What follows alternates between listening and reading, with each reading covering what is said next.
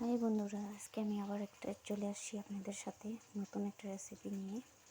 ঢেঁড়সের ভাজা। দেখতে পাচ্ছেন আমি ঢেঁড়সগুলিকে লম্বা লম্বা করে কেটে নিয়েছি। এখানে দিয়েছি চাউলের গুঁড়া, বেসন, কর্নফ্লাওয়ার, হলুদ আর নুন দিয়ে মেখে নিয়েছি।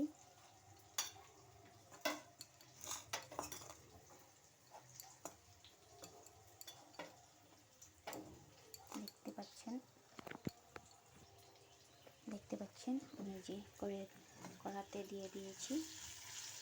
এখন হালকা করে নেড়ে দিলাম। স্টিমটা অল্প মিডিয়াম আঁচে করে দিলাম। মচমচা হবে, খেতে অনেক স্বাদ।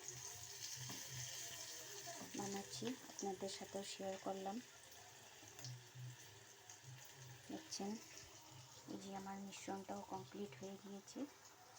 মিক্স করে ফার্স্ট টাইম আপনাদের দেখাবার জন্য দিলাম। তেল পরিমাণটা অল্প বেশি হয়, তার জন্য তেলের পরিমাণটাই সবসময় অল্প বেশি লাগে ভাজা পোড়ার জন্য। দেখতে পাচ্ছেন হালকা হালকা কালার আসছে। দেখতে পাচ্ছেন বন্ধুরা, আমার ভেন্ডিটা মচমচে হয়ে গিয়েছে। এখন নামিয়ে দেব। আমি সামান্য অল্প করে ভেজে নিয়েছি আপনাদের জন্য দেখাবার জন্য।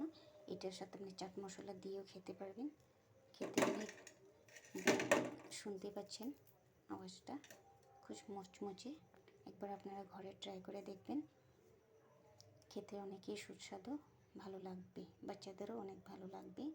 আজকের জন্য বাই বাই।